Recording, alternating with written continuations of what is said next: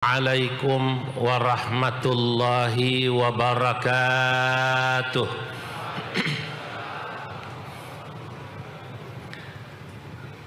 Alhamdulillahilladzi faddala al-ulama bisyarafil izzi was-safa wa asyraqa qulubahum wa uqulahum bi anwaril baha. Wassalatu wassalam ala sayyidina wa habibina wa syafi'ina wa maulana Muhammadin sayyidil anbiya wa imamil atqiya wa mir'atil awliya wa yambu'i ulumil ulama wa mu'tamadi futuhil awliya wa ala alihi wa ashabihil asfiya wattabi'ina lahum bi ihsan taraku lana ma'arifahum wa turrathahum al-gharra wa tharra. Amma ba'du, hadratal muhtaramin, para alim ulama, para masyayikh, para habaib, wabil khusus panjenenganipun Romo Kiai Haji Idris Hamid Sahibul Haul dan juga Rais Syuriah PBNU beserta keluarga besar Mbah Hamid Pasuruan yang saya tidak bisa menyebut satu persatu namanya, yang sama-sama kita hormati para sesepuh yang hadir di hadapan saya, Romo Kiai Haji Ali Masyhuri, Romo Kiai Haji Abdus Salam Mujib, leres nggih? Romo Kiai Haji Hasan, ada Kiai Haji Tajul Mafakhir, ada Kiai Haji Anis, serta Kiai Haji Firjaun Barlaman bin Kiai Ahmad Siddiq yang baru saja menyampaikan sambutan. Wabil khusus kakak saya Menteri Sosial ini, Gus Saifullah Yusuf, karena senior saya di PBNU. Para hadirin hadirat yang hadir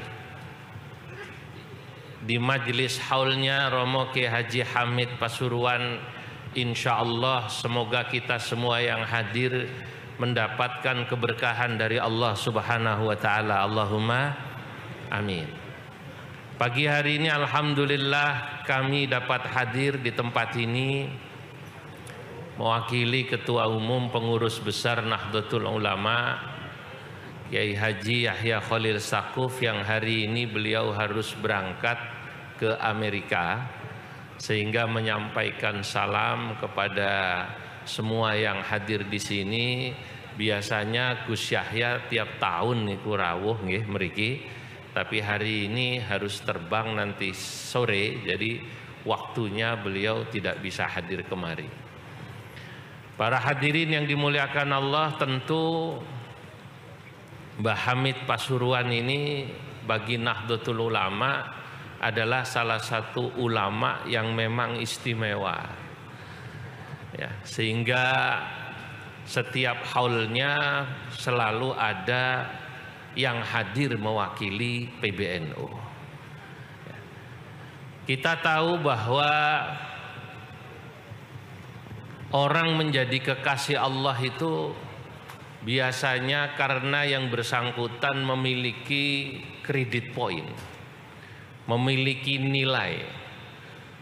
Kadang-kadang nilainya 1 atau kadang-kadang 2, kadang-kadang 3. Ada beberapa faktor, ada beberapa poin yang membuat yang bersangkutan dijadikan kekasih Allah. Ahlan wa sahlan Al-Habib Jindan. Faddalu.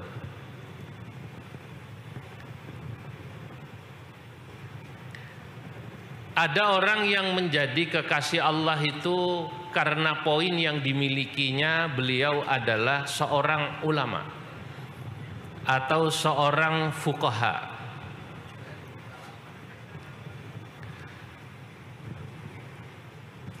Faddalu ya habibna. Ala ma fi muskilah.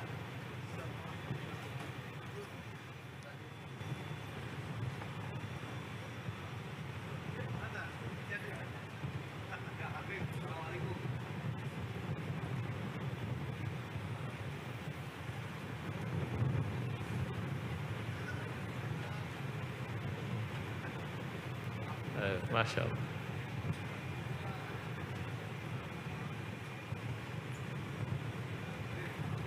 Jadi ada orang yang menjadi kekasih Allah atau waliullah itu karena ilmu, karena al-fiqhu, pemahaman yang dimiliki yang bersangkutan. Sehingga dahulu ada sebuah makalah yang dinisbatkan, ada yang mengatakan kepada Al-Imam Asy-Syafi'i, ada yang mengatakan makalah ini dinisbatkan kepada Al-Imam Abu Hanifah. Beliau berkata, "Lau lam yakunil fuqaha'u waliyan, lam yakun fil ardi waliyun." Saya ulang. "Lau lam yakunil fuqaha'u awil ulama'u awliya Allahi fil ard, lam yakun fil ardi waliyun." Jika di muka bumi ini katanya para fuqaha atau para ulama itu bukan menjadi wali atau tidak bisa disebut menjadi walinya Allah, kekasih Allah, lam yakun fil ardi waliyun, maka di bumi ini tak ada lagi wali. Ungkapan yang dinisbatkan kepada Imam Asy-Syafi'i, ada yang mengatakan dinisbatkan kepada Imam Abu Hanifah, ini menunjukkan bahwa ada kekasih Allah itu yang menjadi kekasih Allah, menjadi wali karena ilmunya. Ini poinnya adalah ilmu. Orang yang istiqomah mucal niku ten pondok yang disebut murabbiyin, nah itu biasanya wali karena istiqomah.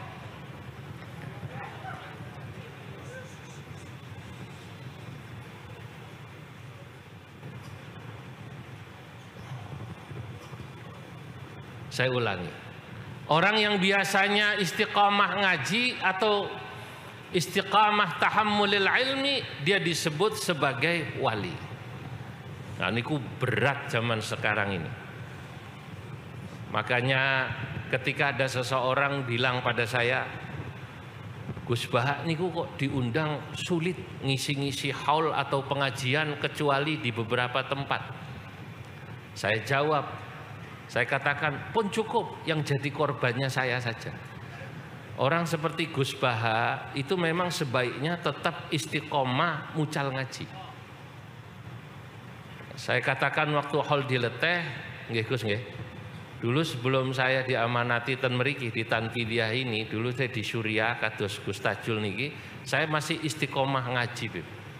Majelis tinggalan orang tua saya itu lebih dari 25 majelis seminggu. Sekarang harus saya bagi dengan adik saya keliling ngaten niki. Resikonya apa? Pasti yang namanya tidak istiqomah ngajar ngaji, mutolaahnya kurang. Mutolaahnya kurang. Lagi pula orang yang sering keliling ini sulit bisa nulis.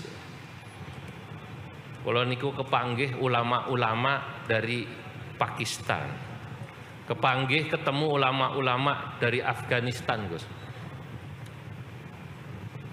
Di Afghanistan unik, ulamanya jadi menteri. Salah satunya Wazirul Ma'din wal Petrol, menteri pertambangan dan perminyakan. Ini menteri tapi memberi pada saya informasi, alhamdulillah saya mensyarahi Sahih Bukhari dalam 7 jilid.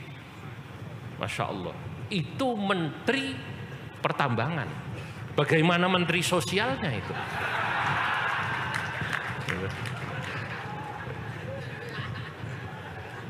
Ya Allah. Saya bertemu dengan Syekh Muhammad Taqi Al-Uthmani, salah seorang muhaddits yang masih hidup saat ini di Pakistan, di Karachi. Saat saya ke Karachi, Pakistan, saya bawa kitab guru saya Mbah Sahal Mahfud, Anwarul Basair ala Ta'liqatil Ashbah wan Nadhair. Lalu saya katakan bahwa Mbah Sahal ini ulama yang tidak pernah belajar lama di Timur Tengah, kecuali fil mawasim, hanya pas saat musim haji saja. Tapi beliau bisa mengarang kitab ini, ngaji, menjadi muridnya Syekh Yasin Al-Padani. Beliau kagum begitu membaca kitabnya Mbah Sahal. Lalu beliau katakan, ana aidan ya'ni tilmid Syekh Yasin Al-Padani hinama taraddatu ila Makkah fi sab'inat. Saya juga murid Syekh Yasin Al-Padani ketika saya ke Makkah pertama kali mengambil sanad dengan beliau. Tapi apa yang terjadi? Kenapa ulama-ulama Pakistan, ulama-ulama Afghanistan, ulama-ulama India produktif mengarang kitab?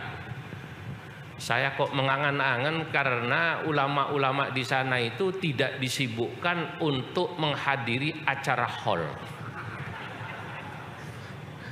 Ulama-ulama di Indonesia apalagi PBNU ini harus keliling kados kula niki, ngewangi Gus Yahya dan Gus Ipul ngurus organisasi sambil acara keagamaan. Tadi malam saya datang dari Ternate, sebelumnya dari Ambon, nggih ngurus NU niku. Ya. Kapan punya waktu menulis kitab? Kapan punya waktu untuk istiqomah kali santri-santri ten salafiyah niku baca kitab seperti para masyayikh ini? Makanya orang seperti Gus Baha atau ulama-ulama yang memang sudah istiqomah, empunlah, biarlah beliau tetap istiqomah menjadi ulama dan fuqaha itu. Karena sesungguhnya beliau-beliau inilah wa auliya Allahi fil ard, adalah para walinya Allah di muka bumi. Ada lagi orang yang menjadi kekasihnya Allah, walinya Allah itu karena hartanya. Sakha. Pada haul 2 tahun yang lalu saya cerita tentang Mbah Ma'ruf Kudus yang punya pabrik jambu bol. Ingat ya? Itu kaya, sakho, dermawannya luar biasa. Nggih modelnya nggih kados wae niku Mbah Ya Idris. Kalau ngirim kambing nggak pernah cerita, kalau ngirim beras kemana nggak pernah cerita. Ada wali-walinya Allah itu karena hartanya. Lah Gus Ipul itu tadi matur, saya ini pinter tidak, sugih ora. Kan gitu nggak Gus? Oke. Lalu terus kira-kira bayangan saya tadi Gus Ipul mau bilang, kok aku sudah diwali, apa alasannya gitu? Saya carikan alasannya Gus, jenengan bisa seperti ini nih makomnya, ya Allah tidak pernah berhenti jabatannya, karena jenengan itu istrinya satu, itulah keramatnya.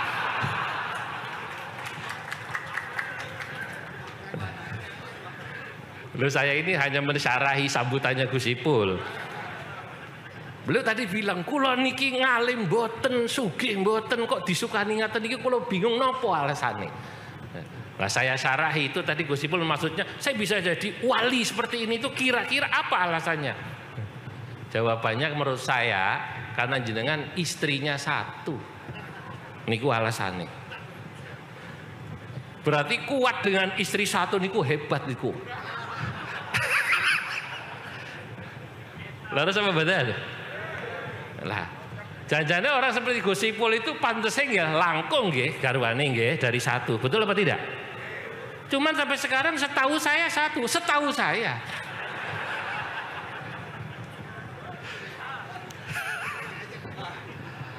Berarti wali ini Pak.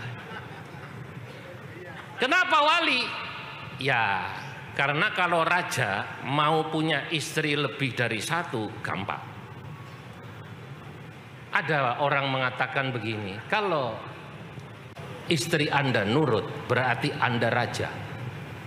Bu, Ma, aku mau kawin lagi. Monggo, Bah. Kan mriki wonten ingkang ngaten niki wonten? Ada yang begitu? Kalau Anda termasuk yang begitu, badhe wayo mau nikah lagi langsung bilang istrinya, aku arep kawin neh. Monggo, Bah, kula padosake, berarti Anda raja. Tapi kalau istri Anda galak seperti kakak saya tadi itu, Atau ya seperti saya lah, sama lah. Kula nggih bojone nggih setunggal. Nggih seperti Mbah Idris nggih sami nggih. Alhamdulillah. Begitu mau nikah lagi langsung. Berarti panjenengan kalau istrinya satu, rata-rata yang istrinya satu, panjenengan itu wali. Sebab kata Imam Ghazali dalam kitab Ihya, as-sabru ala lisanin nisa mimma yumtahanu bihil auliya. Sabar atas galaknya istri itu diantara ciri cobaan para wali.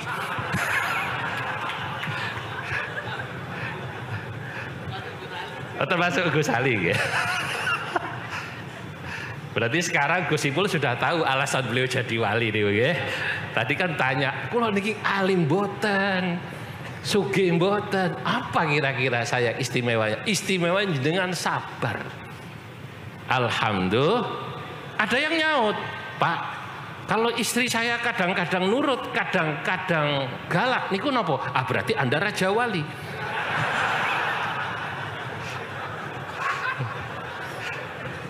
Nah, kalau yang nurut raja, kalau yang galak wali. Kalau kadang-kadang nurut, kadang-kadang galak berarti raja wali.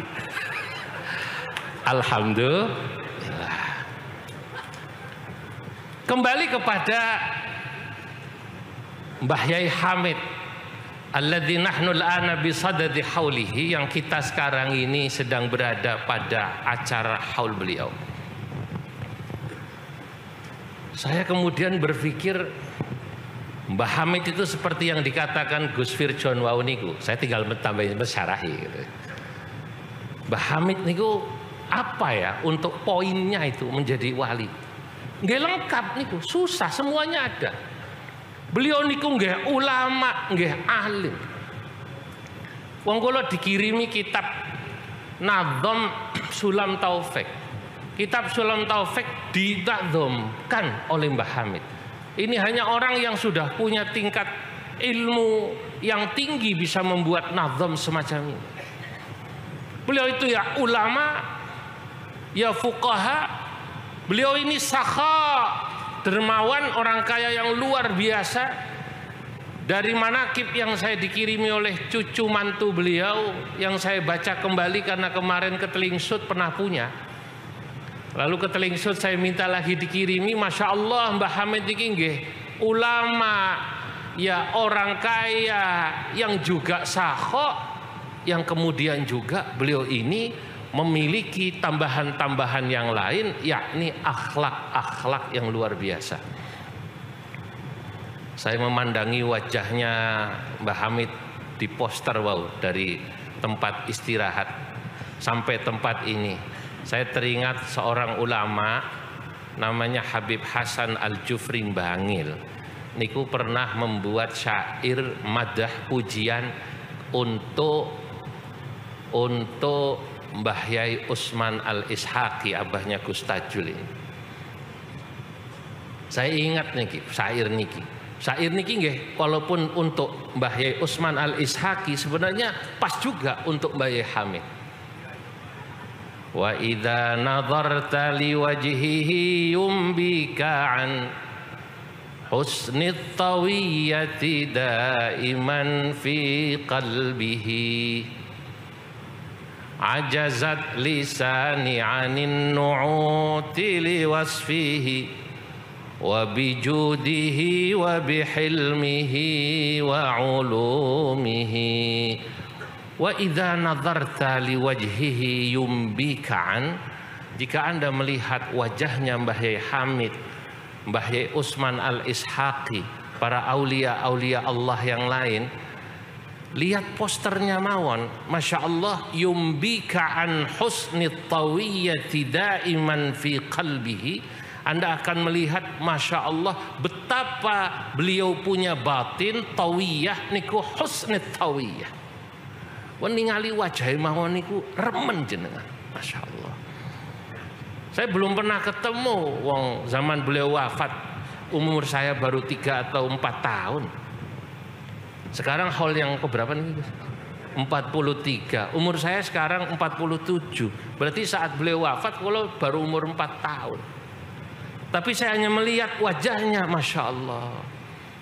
Wa idza nadharta li wajhihi yumbika an husnit tawiyyati daiman fi qalbihi. Jika Anda melihat wajah beliau, ini yang punya Habib Hasan Al-Jufri, ya, saya bacakan saja.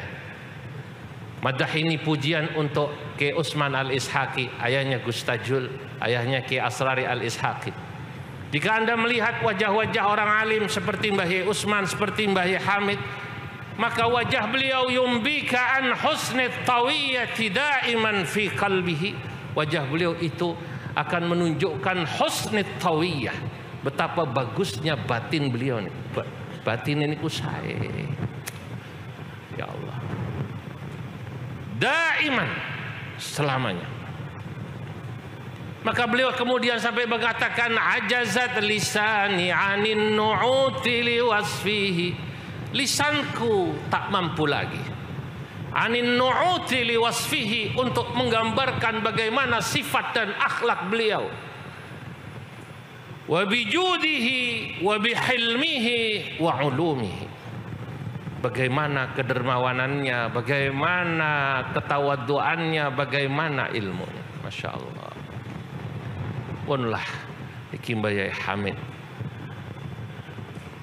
Saya pada kesempatan ini hanya akan memberi contoh mawon dari apa yang saya baca dalam manaqib. Saya tidak akan berani keluar dari situ, karena berbicara tentang seseorang yang diholi harus membaca bagaimana manaqib beliau.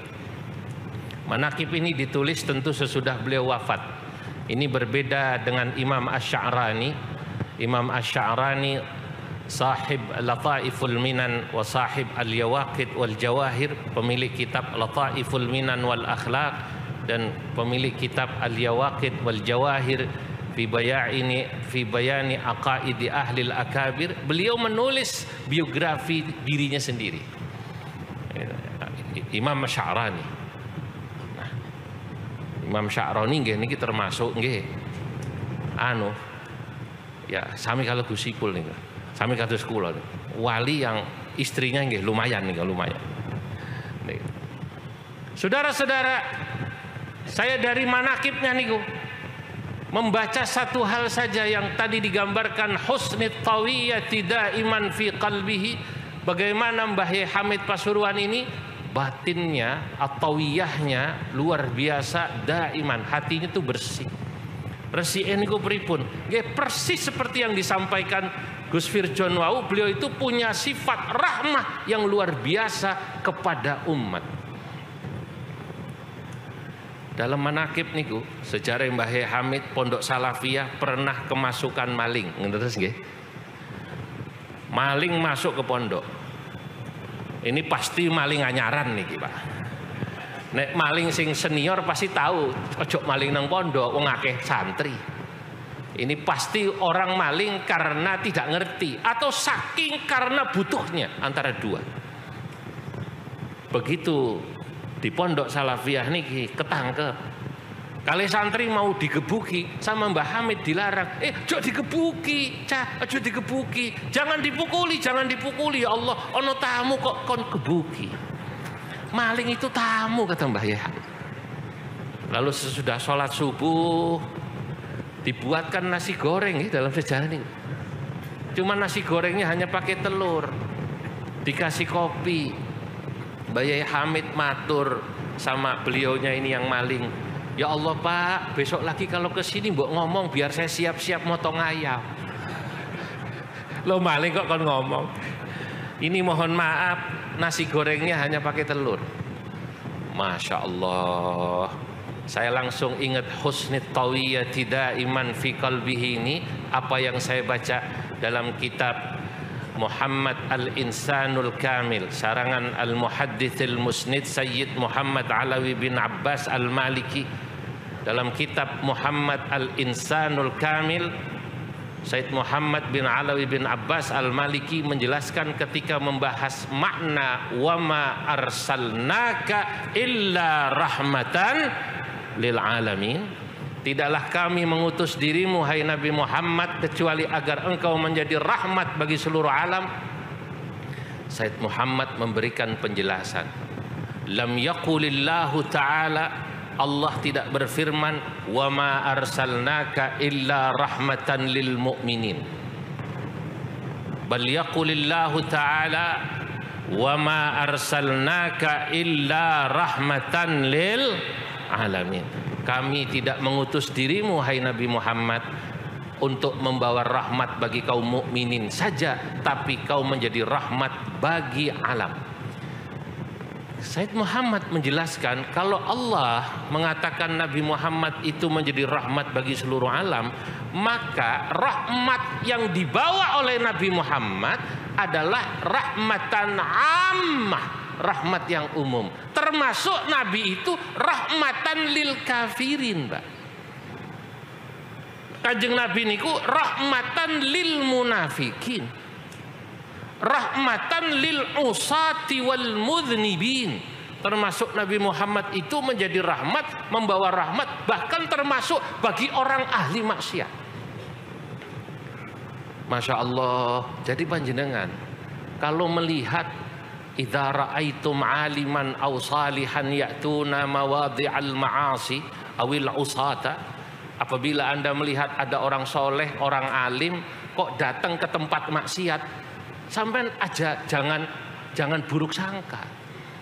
Ini dalam kitab abahnya Gus Tajul, namanya Minhatul Aqyas fi Husnidz Dhanni bin Nas. Ini kitab ikhtisar dari kitabnya Al-Alim Al-Allama Al-Fuli Al-Misri. Kitab aslinya besar, Tuhfatul Aqyas fi Husnidz Dhanni bin Nas. Dalam kitab ini dikutip ucapan-ucapan Sayyidi Ali Al-Khawwas, gurunya Imam Sya'rani ini. Apabila Anda melihat ada orang soleh, orang alim mendatangi tempat maksiat, riyen wonten Gusmi nggih. Gusmi kalau ke Surabaya sering datang ke tempat-tempat ngaten niku nggih. Lah itu jangan suudzon. Harus husnudzon bahwa beliau datang ke sana itu dalam rangka rahmat, kasihan sama yang ahli maksiatnya itu, bagaimana mereka supaya kemudian bisa sadar. Maka nanti kalau panjenengan lihat Gus Ipul sebagai Menteri Sosial datang ke lokalisasi, jangan suudzon.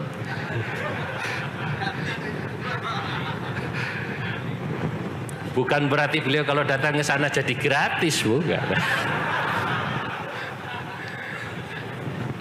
Innama ya'ti maudhi'al ma'asi awil usah li rahmatihi lahum. Gus Ipul sebagai Menteri Sosial itu datang ke tempat maksiat itu karena kasihan. Kon mandek ojo ngene iki ojo, saya kasih bekal.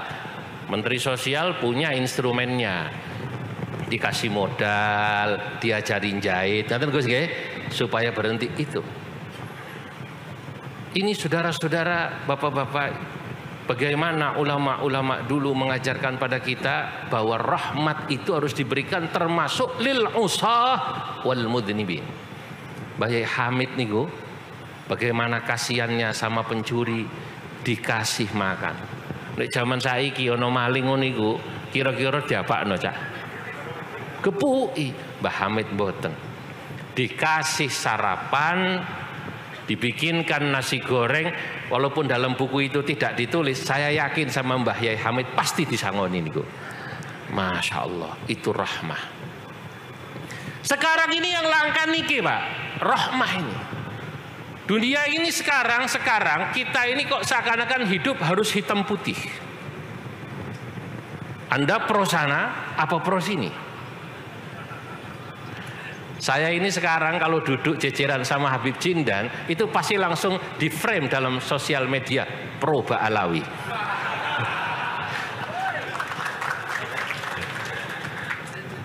Besok saya kumpul sama Kang Imat, itu tetangga saya di Banten. Ya rada mambu dulur, di atasnya nyambung. Lalu kemudian, wah ini pro Kiai Imat. Loh kenapa kita harus begitu? Kenapa kita tidak punya rahmatan lil alawiyin wa rahmatan lil jawiyin kita? Betul apa tidak? Harus membawa rahmat bagi alawiyin, bagi jawiyin semua, tidak usah dihadap-hadapkan. Makanya saya katakan saya ini pengurus PBNU. Kalau saya diundang acara habaib